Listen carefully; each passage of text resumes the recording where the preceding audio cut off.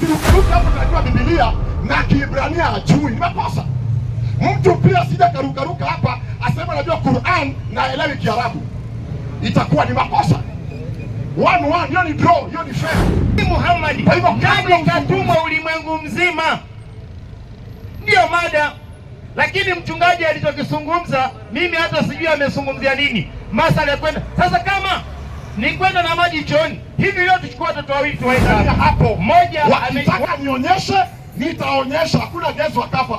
Wakitaka nionyeshe neno Maaret iko hapo ya Kiebrania, alipenda ulimwengu mzima.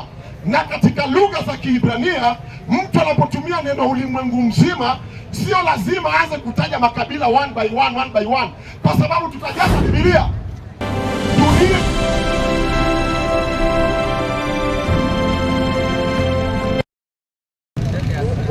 Kuna saa ya kuvaa kanzu, kuna saa ya kuvaa suruali, ndio hiyo nimeivalia.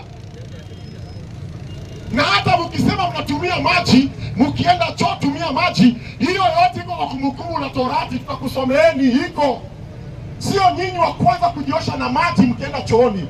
Musa alifundisha wana Israeli wakitoka kujisaidia watumie maji, hiyo pia tutatoa mkitaka. Lakini kwa leo tunadhibitisha kwanza ya kwamba hii imani imesimama kidete na haina ujanja yoyote. Msomaji. Hiyo mwalimu.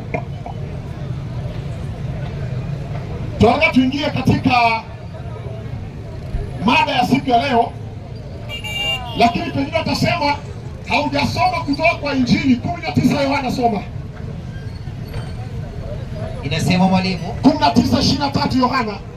19:23. Naam.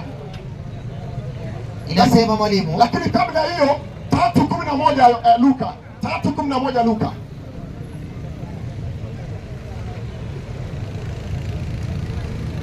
Tukipita na kanzu hizi, mavazi zetu, mwache kelele. Hizi ni nguo zetu. Inasema mwalimu, hizi ni nguo Waarabu wametuibia wakawafundisheni kuvaa. Hizi ni nguo za Biblia. Wacheni ujanja zenyu hapa. Na nikawaambia hata hii kofia mnavaa ni Rasulullah aliona hii yetu akarefusha yake. Hii ni yetu original. Soma msomaji. 3:11 inasema mwalimu. Naam. Akawajibu akiwaambia, mwenye kanzu mbili. Mwenye nini? Mwenye kanzu mbili. Rudia tena mwalimu. Akawajibu akiwaambia. Naam. Yesu akawajibu akiwaambia. Wewe tumia jina ya heshima bwana. Yoshua ya Mashia. Akawaambia akisema nini? Akawajibu akiwaambia. Naam. Mwenye kanzu mbili. Mwenye kanzu mbili. Mwenye kanzu mbili. Wakati Yoshua anaambia wanafunzi mwenye kanzu mbili apeane moja, bado Rasulullah hajazaliwa, bado Muhammad hajazaliwa, hata baba yake hajazaliwa, hata babu yake Abdul Muttalib hajazaliwa, hata Hashim hajazaliwa, hata Ibn Mugira hajazaliwa, hao mababu wa Muhammad. Kwa hivyo kanzu na chochote unaona nimevaa, Waislamu wameiba kutoka kwetu, na nimesoma maandiko. Sasa tuingie kati ya Yeshua Mesaya na Muhammad, nani ametumwa kwa ulimwengu? Msomaji. Ndio mwalimu. Suratul Maida 3:5. Suratul Maida. Suratul Maida 5:3. Hiyo ni Qur'an. Inasema, naam, baada ya billahi minash shaitani rajim. Sasa leo unapiga himdi ya baada ya billahi minash shaitani rajim, na mimi nilikupatia aya ya Biblia haupigi himdi. Na nilikupatia kuna himdi ya Biblia ipo. Rasulullah alipokuwa Madina na Banu Khainuka, alipokuwa na Banu Quraida, na alipokuwa na Banu Nadir, alikuwa anawasikia wakipiga himdi za Tora, alikuwa anawasikia. Hata hii adhan mmetuibia, hakuna kitu kingine mtatuibia. Adhan ya Biblia ipo, na Wayahudi hupiga adhan. Kwa hivyo adhan ambayo Rasulullah anamwambia Bilal ibn Rabah aipige pale Maka makomara kwanza, na aipige Madina, na aipige Baitul Maqdis, zote hizo zimeibiwa kwa Wayahudi. Soma hiyo 5:3 Suratul Al-Maida. Leo Naam. nimekukamilishieni dini yenu Naam. na kukutimizieni neema yangu Naam. na nimekupendeleeni Uislamu uwe dini yenu. Anazungumza na Waarabu peke yake. Muhammad anasema, rudia hiyo aya isikike tena. Inasema Naam. leo Ametumwa wapi? Na anaongea na kina nani? leo Leo nimekukamilishieni dini yenu dini yenu. na kukutimizieni neema yangu. Anaongea na Waarabu peke yao, sio dunia. Hakusema Muhammad kama ametuma kwa ulimwengu, angesema leo tumekamilishieni dini ya dunia nzima, angesema hivyo. Lakini Muhammad na dini yake ni dini yake na Waarabu wake wa Quraysh. Hajasema hii dini ya ulimwengu mzima. Ninyi mnakuja kulazimisha ya kwamba hiyo dini ni ya dunia nzima. Hakuna kitu kama hiyo. Rudia haya tena isikike kwa mara ya 3. Inasema baada ya billahi minashaitani rajim. Naam. Leo Nimekukamilishieni dini yenu ndio na kukutimizieni neema yangu. Naam. Na nimekupendeleeni Uislamu uwe dini yenu. Nimekupendeleeni Uislamu uwe dini yenu. Waarabu ndio wanaongeleshwa, sio dunia. Waarabu ndio wanazungumziwa na sio ulimwengu. Msomaji, Ndio mwalimu. 3:17 Yohana Injili. Inasema Anzia 16:17. 3:16-17. Naam. Kwa maana jinsi hii Mungu aliupenda ulimwengu. Himdi nimekupatia jamani. Nipigie himdi. Haya, una ubaguzi, soma hivyo hivyo kavukavu twende. Nifundishe mimi nitakupigia. Nimesema ni Baruk ata Baruk ata Yehova Eloheinu Yehova Eloheinu Melech Haolam Melech Haolam Hamotzi Lechem Amotzi Lechem Min Haaretz Vashem Yashua Mashiach Vashem Yashua Mashiach Isha Shalom. Isha Shalom. Alafu ndio unasoma Biblia. Haleluya.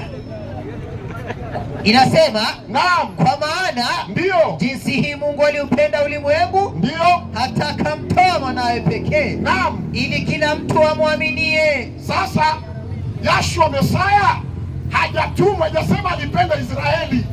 Vile mwalimu atakuja hapa kusindikiza vitu za uongo. Biblia inasema Yashua Mesaya alipenda Israeli hata akakujia Israeli. Hapana, inasema ulimwengu. Kwa Kiebrania ni Maaretz, Maaretz, na niko na Biblia ya Kiebrania hapo. Wakitaka nionyeshe, nitaonyesha, hakuna gezo hapa. Wakitaka nionyeshe neno Maaretz, iko hapo ya Kiebrania. Alipenda ulimwengu mzima. Na katika lugha za Kiebrania, mtu anapotumia neno ulimwengu mzima, sio lazima aanze kutaja makabila one by one, kwa sababu tutajaza Biblia. Dunia ina makabila 10,000 plus kulingana na United Nations. Wanasema makabila ambazo ziko duniani ni 10,000 plus. Kwa hivyo angeweka hizo majina makabila yote hapo, ndio ujue amekujia ulimwengu mzima. Kwa hivyo katika classic Hebrew word bonds tunataja tu hiyo dunia, cosmos, ili ujue kwamba anazungumzia watu wote. Rudia hiyo somo. Kwa maana jinsi hii Mungu aliupenda ulimwengu, naam, hata akamtoa mwanawe wa pekee, naam, ili kila mtu amwaminie. Kila amwaminie. Haijasema Waisraeli wamwaminio, inasema kila amwaminie. Kila mtu amwaminie, naam, asipotee bali awe na uzima wa milele. Safiri 17. Maana Mungu, naam, hakumtuma mwana ulimwenguni ili ahukumu, naam, hahukumiwi. Naam, asiamini amekwisha kuhukumiwa. 18, endelea. Amwaminie yeye hahukumiwi, naam, asiamini amekwisha kuhukumiwa. Sikiliza hapo, 3 waraka wa Yohana wa kwanza 3:8. Waraka wa kwanza wa Yohana 3:8. 3:8. Naam. Waraka wa kwanza wa Yohana 3:8. Inasema, naam, 3:8. Naam. Atendaye dhambi ni wa Ibilisi. Ndio. Kwa kuwa Ibilisi hutenda dhambi tangu mwanzo. Safi. Inaendelea ikisema mwalimu, naam, kwa kusudi hili ndio mwana wa Mungu alidhihirishwa, ndio ili azivunje kazi za Ibilisi. Sasa swali ni hili kwa Waislamu, shetani ametuma kwa Israeli peke yake? Shetani, nauliza Waislamu, Sheitan, acha nitumie lugha yenu, Sheitan. Huyu Sheitan kwani ametuma tu kwa Israeli peke yake? Ndio Mwokozi akuje kwa Israeli peke yake?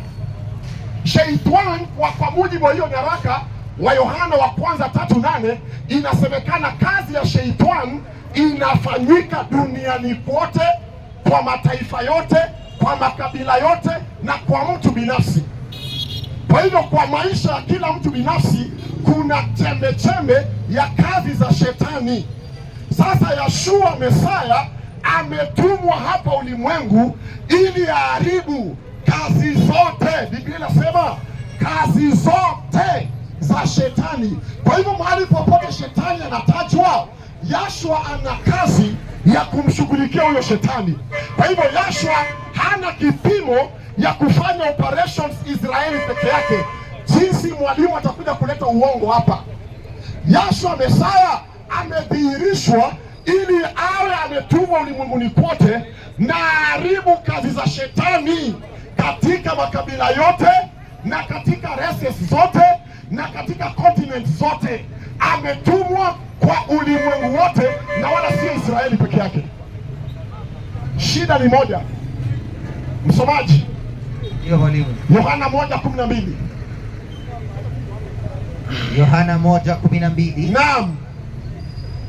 Baruk ata. Hapa ndio Waislamu wanafaa waelewe, na Waislamu duniani pote, Waislamu wote natoa wito, Washia, Wasuni, Ahmadia, Fatima, au watu wote, Hanbali, Shafii, hizo schools of thought zote zile mnaziuliza, hizo ambazo mnazijua.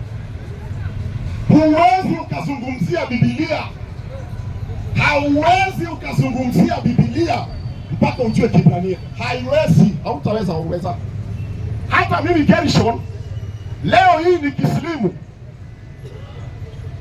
siwezi kukuja kuropokwa mambo ya Qur'an hadi nijifunze Kiarabu. Hadi nijifunze Kiarabu ndio nitakuwa na enough authority, nitakuwa na clarity, nitakuwa na ufafanuzi wa kutosha wa kuzungumzia Qur'an katika asili ya chimbuko ya hiyo imani. Sasa Muislamu anapovaa kanzu na kofia alafu ameshika iPhone anataka kurukaruka na Biblia hapa, na hata hezi hesabu 1 2 3 4 mpaka 10 kwa Kiebrania, alafu anataka kudanganya Waislamu hapa tunajua Biblia. Huyo ni mkorofi na ni mkora. Hata huyu mwalimu ambaye anakuja hapa naweza mpa dakika yangu moja, njoo hapa nikupatie dakika yangu moja, njoo.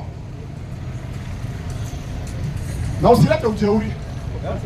Usilete ujeuri. Unafahamu Kiebrania? Wewe jibu dakika yangu. Yaani unaniuliza swali? Naam. Kiebrania nafahamu kidogo. Kidogo kama hebu hesabu 1 mpaka 5 kwa Kiebrania. Sasa ikifika hiyo time uniulize swali nitajibu. Haelewi, huyu haelewi Kiebrania, ni mkora. Hata Anwar akuje hapa, Anwar, mulete Salim Deda, mulete Ibrahim, mulete Dr. Zakir, mumlete Menk. Mimi nina uwezo na mamlaka ya kujua kama wanajua ama wajui. Kwa hivyo mtu asirukeruke hapo tunajua Biblia na Kiebrania hajui, ni makosa. Mtu pia sija karukaruka hapa asema anajua Qur'an na haelewi Kiarabu, itakuwa ni makosa. 1-1, hiyo ni draw, hiyo ni fair. Kwa hivyo kabla uzungumzie Biblia, ndugu yangu, lazima tukuhoji. Je, unaelewa Biblia kwa original language? Usije ukatapatapa ukatupa vitu ambavyo haviko. Baruka ta Yehova Eloheinu melek haolam shem kevod malkuto leolam vaed. Asante sana mchungaji. Mashallah, leo umepiga kanzu. Kibati mbao ukipita kwa msikiti unaweza shikia ustad. Swalishe bwana. Tutamuita Sheikh Gershon. Sheikh Gershon, Sheikh Daktari Gershon. Lakini sasa Waislamu, asalamu alaykum. Wa alaykum salaam wa rahmatullah. Nafikiri mada tulio nayo juu ya meza ni kati ya Nabii Muhammad sallallahu alaihi wasallam na Nabii Isa, nani aliyetumwa ulimwengu mzima. Hatujadili masala ya kanzu wala kwenda na maji kwenye choo wala hatuzungumzii masala kwamba Yesu ni mwana wa Mungu, si mada yetu. Lakini hebu nikubibu tu kidogo kwamba hii kanzu ndani ya Qur'ani imetajwa 16:81. Kula hiyo Yohana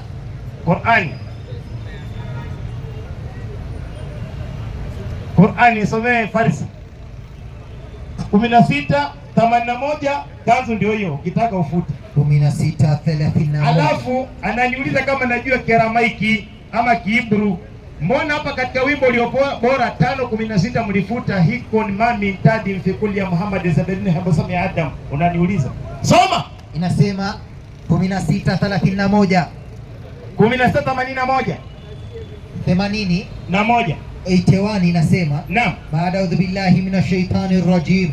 Naam. Na Mwenyezi Mungu katika vitu alivyoviumba ndio amekufanyieni vitu viletavyo kivuli safi, na amekufanyieni maskani katika milima, ndio, na amekufanyieni kanzu ati, na amekufanyieni kanzu ati nini? Na amekufanyieni kanzu. Imetajwa nini? Kanzu, koti, sio dera. Kanzu. Sasa mchungaji, tunazungumza Yesu. Je, katumwa ulimwengu mzima, hatujadili kanzu. Sawa? Alafu kama ingelikuwa ni mavazi, si andiko mngelikuwa mnafundisha ndani ya Biblia katika kanisa wakati watu wanakuwa katika ibada. Kumbukumbu la Taurati 22:5. Kama tungeingia kwenye mavazi, lakini wacha nikufuate tu kidogo narudi. Sawa mwalimu? Inasema 22:5. Ndio. Mwanamke asivae mavazi ya mpasayo mwanamume. Kumbe mwanamke Biblia imesema asivae longi, lakini kanisani ndio wanatumia katika ibada. Endelea. Wala mwanamume asivae mavazi ya mwanamke. Wala mwanaume asivae mavazi ya mwanamke. Sijaiona hata siku moja kanisani mwanaume amevaa dera. Kama alipoleta. Mwalimu, ndio mada tunaizungumzia kati ya Nabii Isa na Nabii Muhammad, nani katumwa ulimwengu mzima? Ndio mada. Lakini mchungaji alichokizungumza mimi hata sijui amezungumzia nini. Masala ya kwenda. Sasa kama ni kwenda na maji chooni, hivi leo tuchukue watoto wawili tuwaeka hapa. Mmoja wote wawili wamejiharia. Mmoja tunamosha na magazeti, alafu mwingine namosha na maji. Kati yao wawili nani mwenye ameng'ara? Turudi kwenye mada. Sasa sikiliza. Mada tunayozungumzia ndio hiyo. Boni itakuuma sana. Itakuuma sana. Wao maji yako sawa, Waislamu takbiri. Allahu Akbar. Yaani wa maji ako sawa. Mada ndio hii. Zakaria 9:9 mwalimu anza safari. Zakaria 9:9 mada ndio hiyo sasa.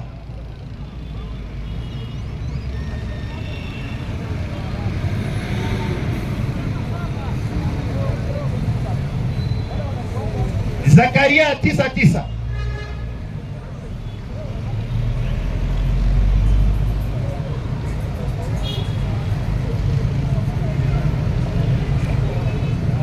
Zakaria 9:9. Naam.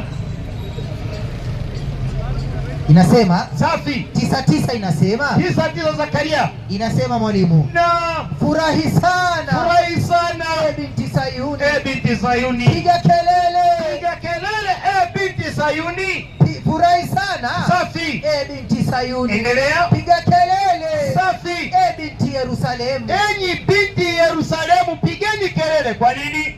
Tazama, mfalme wako anakuja kwako. Mfalme wako anakuja kwako. Ni mwenye haki. Kwanza ni mwenye haki. Naye ana wokovu. Kisha ana wokovu. Kwanza shikeni maneno manne. La kwanza ni mwenye haki. Pili ana wokovu. Safi.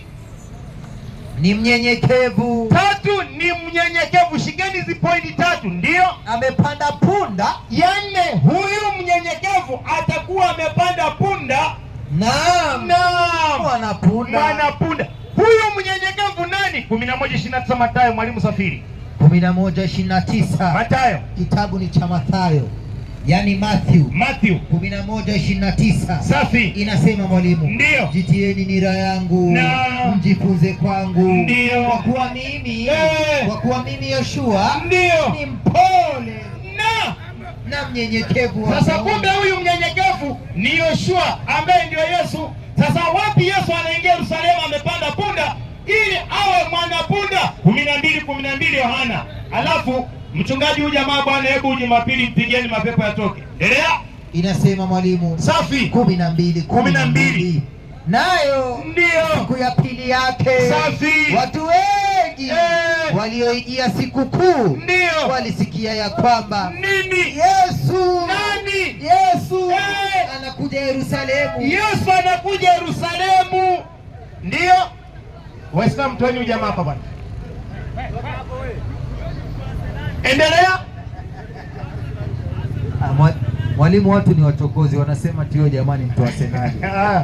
Ni vile tu alitoka kwenye kanisa fulani hapa ndio tunahitaji. Endelea. Inasema naam, nayo siku ya pili yake. Safi. Watu wengi naam, walioijia sikukuu ndio walisikia ya kwamba Yesu anakuja Yerusalemu. Safi. Wakatoa matawi ya mitende, ndio wakatoka nje kwenda kumlaki. Safi. Wakapiga makelele wakisema, Hosana, ndiye mbarikiwa ajaye kwa jina la Bwana. Kumbe Yesu kule katabiriwa anakuja huku amepanda punda, mwanapunda kama alivyotabiriwa. Sasa kaja kuokoa watu gani? 2:6 kitabu cha Mathayo inasema, ndio 2:6 Mathayo mtakatifu, ndio 2:6 inasema mwalimu, nawe Bethlehemu ndio katika nchi ya Yuda, humdogo kamwe katika majumbe wa Yuda, ndio kwa kuwa kwako atatoka mtawala, ambaye atakayechunga, kwa kuwa kwako ndio atatoka mtawala, ndio atakayewachunga watu wangu Israeli. Huyu mchunga anakuja kuchunga watu Israeli. Mungu anasema na Bethlehemu kwamba huyo atatoka katika nyumba ya Yuda, ni mdogo katika nyumba ya Yuda, naye atakuja kuchunga watu wa Mungu. Wapi? Israeli. African Bible nitumie 15:24. Maliza.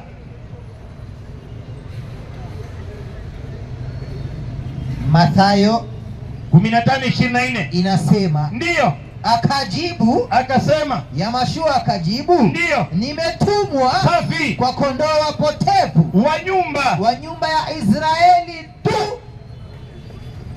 Shamaliza. Kumbe Yesu yeye kutuma kwake katumwa kwa nyumba ya Israeli tu, asiyekuwa Mwisraeli haimuhusu. Na hata Yesu akiwa na wanafunzi wake anawaambia katika njia ya mataifa msiende. 10:5 kitabu cha Mathayo, tumie imprimato. 10:15 Mathayo ndio inasema, safi, kitabu ni cha imprimato, ndio inasema mwalimu. Niko hapo mwalimu. Inasema, naam, hao tenashara, hao wanafunzi 12, hao tenashara safi, Yesu aliwatuma akisema, samani mwalimu, naam, hao tenashara, hao wanafunzi 12 Yeshua aliwatuma, Yoshua aliwatuma akiagiza, akawaagiza akisema, nini? Katika njia ya mataifa msifanyeje? Msiende wala katika mji wowote wa Samaria msifanyeje? Msiingie. Afadhali shikeni njia waendea kondoo waliopotea wa nyumba ya Israeli. Kumbe Yesu katumwa wapi? Israeli. Hatusemi Yesu ni mwana wa Mungu. Mchungaji, jamani, mada Yesu na Nabii Muhammad yani katumwa ni Mungu mzima. Jamani, inaeleka kieleweke. Wapi hiyo 2? Mwalimu hiyo 10 nipigie 22. Ngapi mwalimu? Mwalimu hiyo 10 nipigie 22 hapo. Inasema imprimanto inasema, ndio nanyi 23 safi, lakini watakapowafukuza katika miji huu, Yesu anasema, anaambia wanafunzi wake, afadhali shikeni njia kuendea kondoo waliopotea wa nyumba ya Israeli. Anaambia watakapomfukuza katika mji huu, kimbilieni mwingine. Wakimfukuza Nairobi, kimbilieni Kajiado. Wakimtoa Kajiado, kimbilieni Mombasa. Wakimtoa Mombasa, kimbilieni Kisumu. Mkitolewa Kisumu, Nakuru mwingie. Endelea. Inaendelea ikisema, naam, inaendelea ikisema, kwa maana ni kweli nawaambia nyinyi wana wa Israeli, hamtaimaliza miji ya Israeli hata ajapo mwana wa Adamu. Sasa Yesu kasharudi. Mchuzi inasema mwalimu, ujio huo wa mwana wa Adamu, hauhusiki kamwe na dunia nzima, bali nini? Huwahusu wa Israeli peke yao. Yaani ungesoma ungejikuna. Dakika moja mwalimu. Dakika moja. Dio. Sasa nani katuma ulimwengu mzima? 721. Piga mwalimu. 21,107.